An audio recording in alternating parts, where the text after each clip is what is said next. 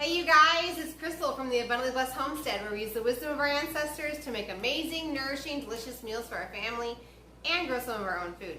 Today I'm going to be making my fermented dill pickles, and I want to take you guys along with. So this recipe is amazing because even people who are like my mom, who do not like any sort of fermented food, love these pickles, you guys. It's definitely worth a try. So let's get started.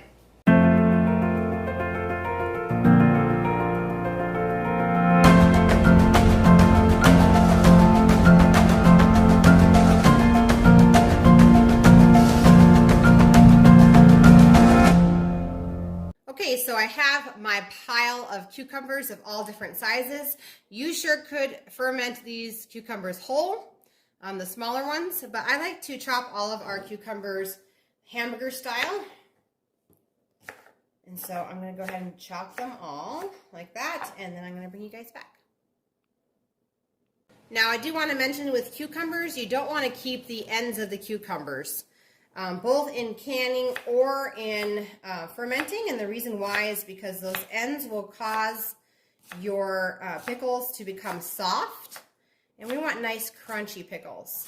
So a couple of tips to keep nice crunchy pickles is: one, do not keep the ends of the cucumbers, and two, make sure you are fermenting these when they are fresh out of the garden. Don't wait a few days. You want nice crisp pickles, and so make sure that you're bringing them in and getting them into the fermenting process pretty much immediately.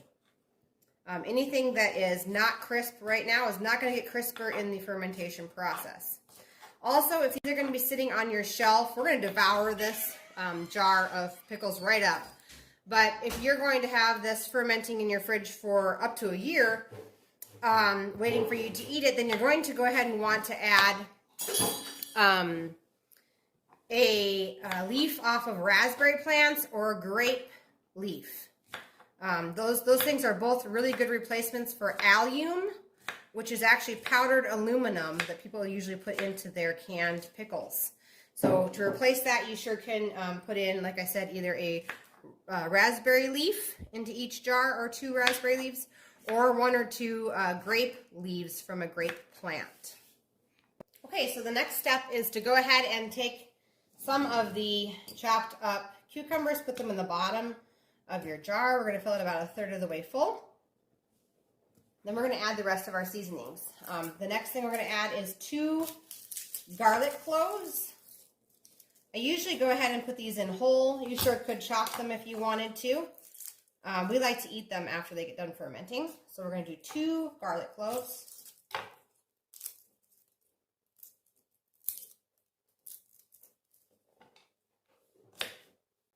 We're going to put 1 sprig or head of dill into the jar.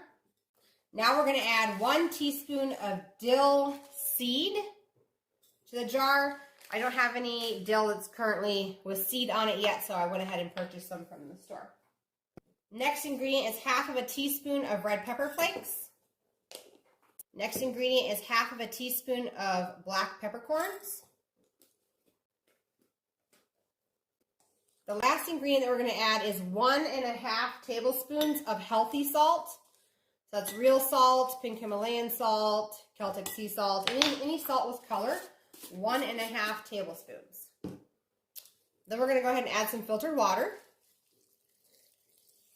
Yes, it must be filtered because we are fermenting. Then we're going to go ahead and stack on the rest of these cucumbers.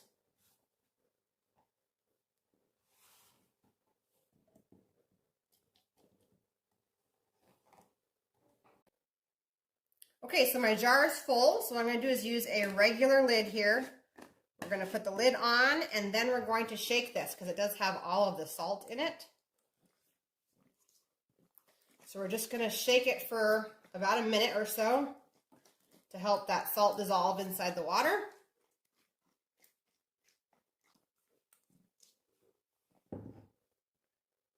Okay, then you have 2 options.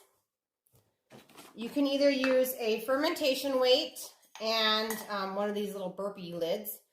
These are made by Mason Tops, which is what I'm going to be using today.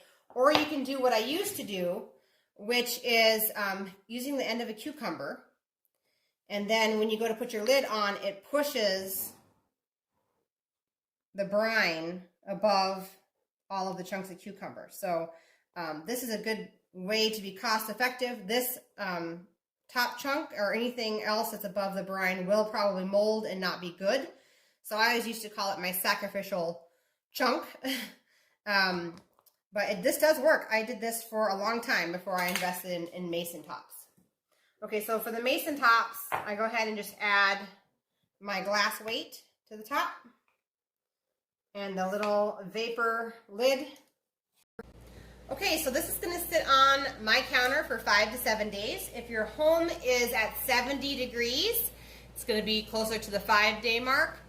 If it's hotter than 70 degrees, it could take less than 5 days. But if you have a cooler house in the 60-degree range to 68, this will probably take closer to 7 days to ferment. So if you have a warmer house, I would start tasting them around day number 4. If your house is around 70 degrees, taste them on day number 5. And if they're still not fizzy enough for you, let them go a couple more days. Once they are to your perfection of your taste, then I'm going to go ahead and I'm going to remove this ring and the glass weight in here and this burp top, and I'll replace it with a regular lid. And this will get moved to the refrigerator where it can be stored for up to a year. Fermenting is such a great way to preserve food, and you can basically ferment almost anything and totally replace canning if you have the storage. This could also get moved down into a basement that's below 40 degrees. Either one will work. Okay, you guys, that's all there is to making my fermented pickles. If you guys like these type of videos, give it a thumbs up, and I will focus some more of my time and energy and videos on this channel to fermenting. Thanks so much for watching. I'll see you guys in the next one.